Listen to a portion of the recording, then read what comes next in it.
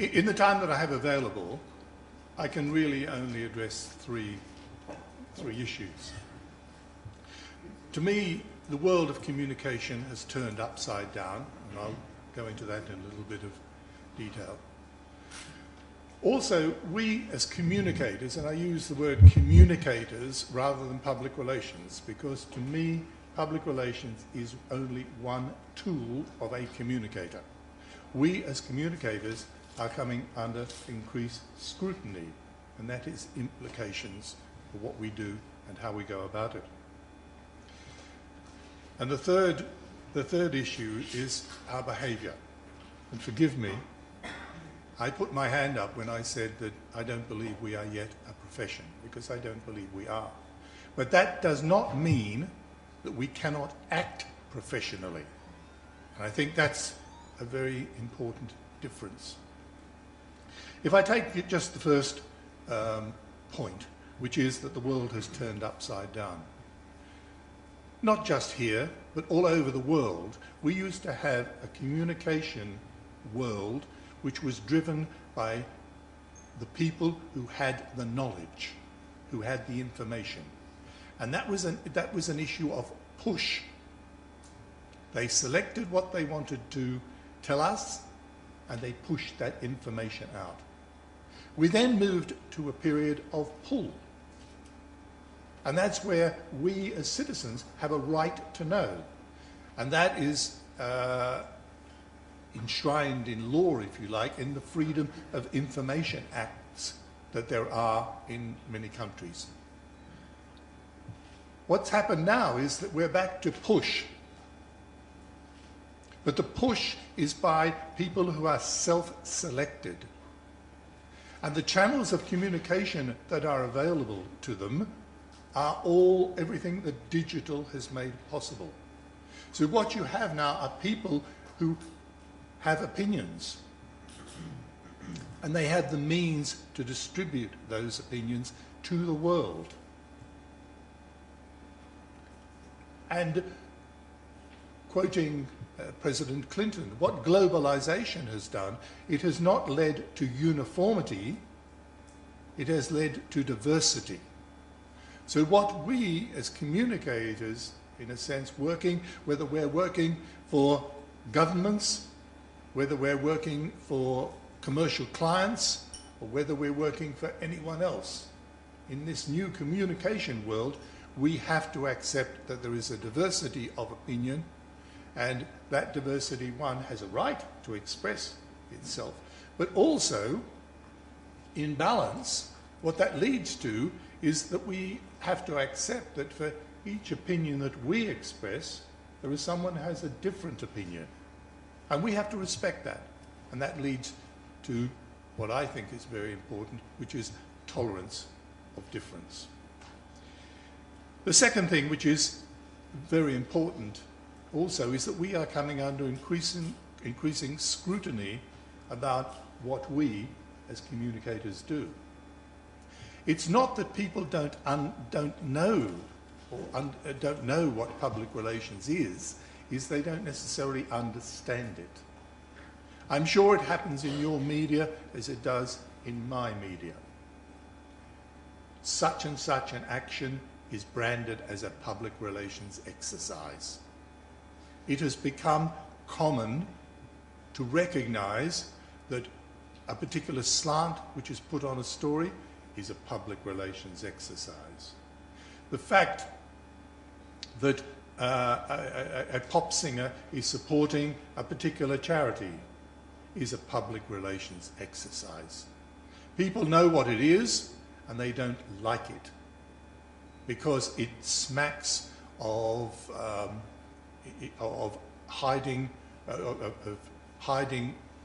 not being completely honest or of being dishonest.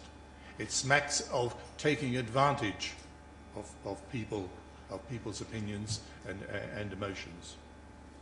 And the third thing is, and the other thing that is developing globally is that, and this is partly explains why media groups, the advertisers for example, are buying up public relations companies undergoing into the area of public relations. It is because public relations is the least regulated of any of the communication disciplines. Direct marketing is heavily regulated.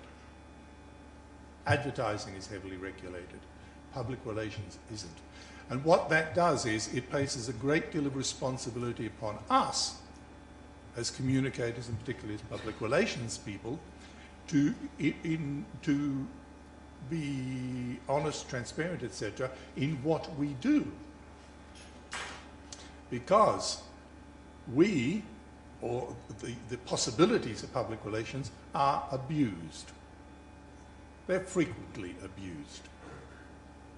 To give you an example, there is an organization called Edelman.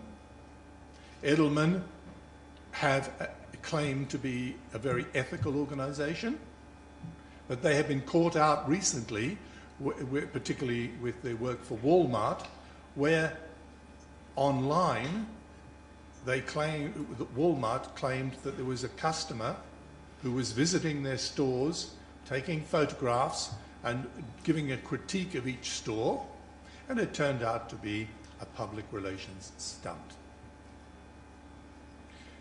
We had the recent Versa Mastella instance, where they were exposed as accepting a contract to produce black propaganda, in other words, to disparage a competitor. So these are the things that are happening, and they place a great deal of emphasis upon us to act professionally. Now, by acting professionally, I think we need to do three things. One, we need to look as a profession at our governance.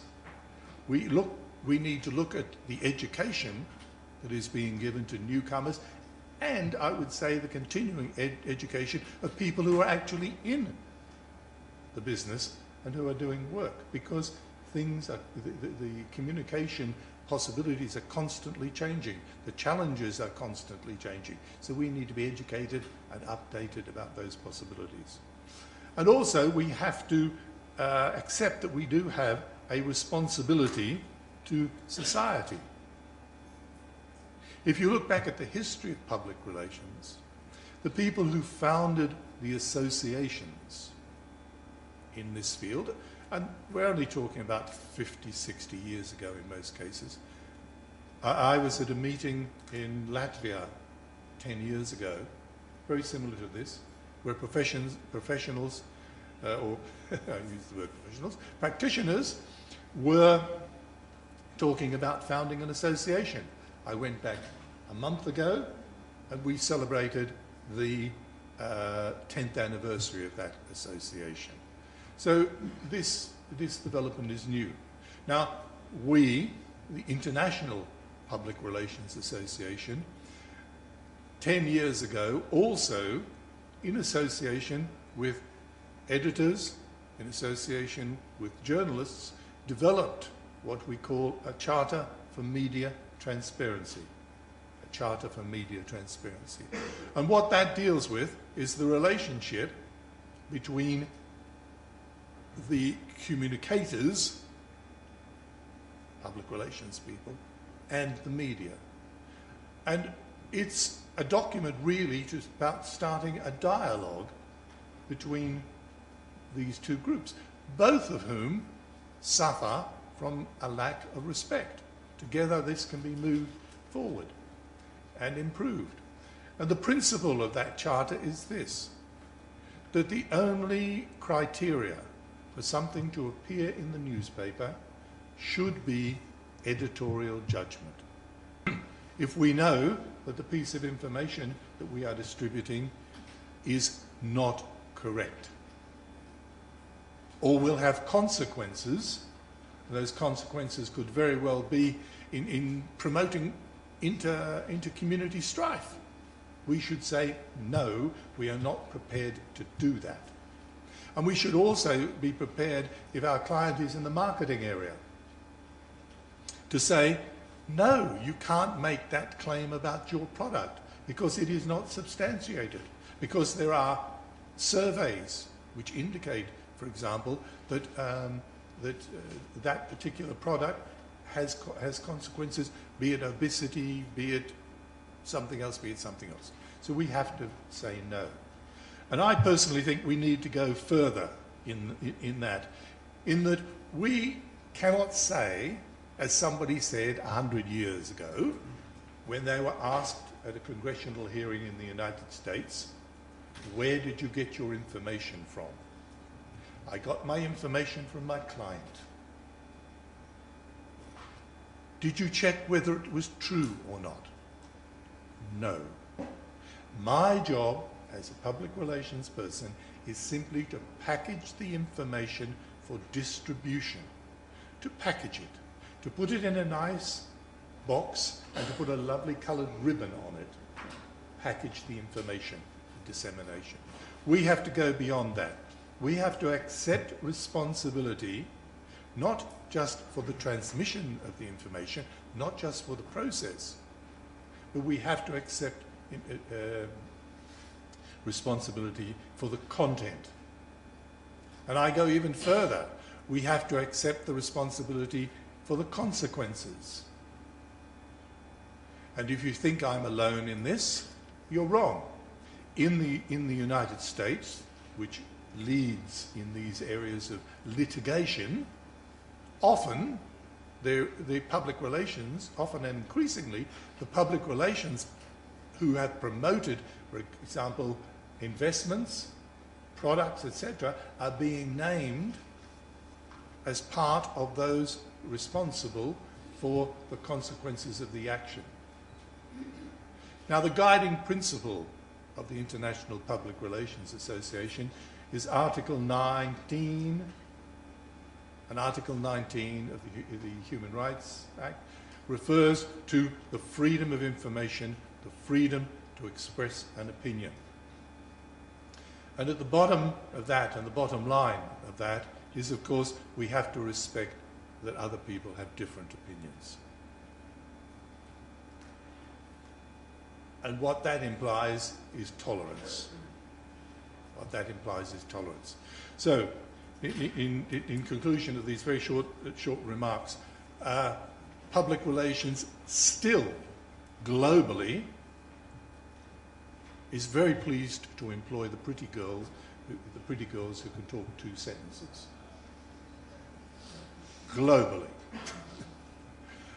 But we have got to, the pretty girl, those pretty girls have their place. They have their place in communication. But we as a practice will only move towards that distant goal of professional if we change our approach. We not change our approach, but we do act professionally. And professionally is about accepting that we have to look at ourselves critically, and we have to have good governance. To me, good governance is about transparency in what we do, and it's about accountability for what we do. And we have to set in place education programs and continuing education programs which raise the standards of what we do. And finally, we have to accept that as the facilitators of communication between different groups, that we have a responsibility.